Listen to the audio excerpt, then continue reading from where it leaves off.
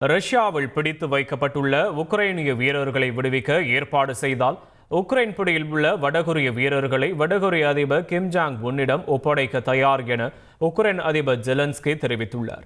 ரஷ்யாவின் குர்ஸ்க் பகுதியில் 2 வடகொரிய வீரர்களை உக்ரைன் கைது செய்துள்ளதாக ஜெலன்ஸ்கி தெரிவித்தார். மேலும் போர்க்களத்தில் ரஷ்யா மற்றும் வடகொரிய வீரர்கள் பெரும் இழப்பை சந்தித்துள்ளதாகவும் அவர் குறிப்பிட்டுள்ளார். இத்தாலி மற்றும் சுவிட்சர்லாந்தின் எல்லையில் உள்ள பேட்மான் பகுதியில் ஏற்பட்ட பனிச்சரிவின் காரணமாக 3 பனிச்சறுக்கு வீரர்கள் பரிதாபமாக உயிரிழந்தனர். உயிர் பிழைத்த 2 மீட்கப்பட்டு ஹெலிகாப்டர் மூலம் மருத்துவமனைக்கு கொண்டு செல்லப்பட்டனர்.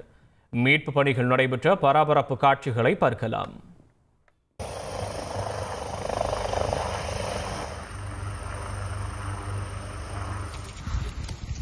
Ecco qua è zona buona, ci avviciniamo alla parete.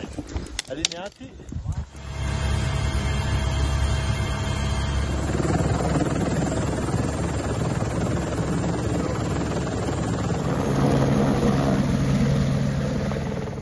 இந்திய பெருங்கடலில் அமைந்துள்ள பிரான்சின் ஆளுகைக்கு உட்பட்ட மயோட்டி தீவில் புயல் எதிரொலியாக கனமழை கொட்டி தீர்த்தது. தாழ்வான பகுதிகளில் உள்ள வீதிகள், வீடுகள், வாகனங்கள் வெள்ளத்தில் மிதத்தன.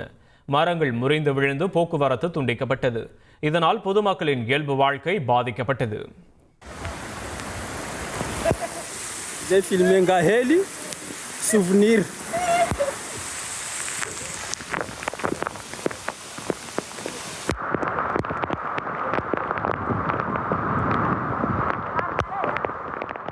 காசாவின் புரேஜ் அகதிகள் முகாமில் உள்ள பாலஸ்தீன வீடுகள் மீது இஸ்ரேலிய ராணுவம் வான்வழி தாக்குதல் நடத்தியது. இதில் 3 பேர் கொல்லப்பட்டதாக பாலஸ்தீனிய மருத்துவர்கள் தெரிவித்தனர்.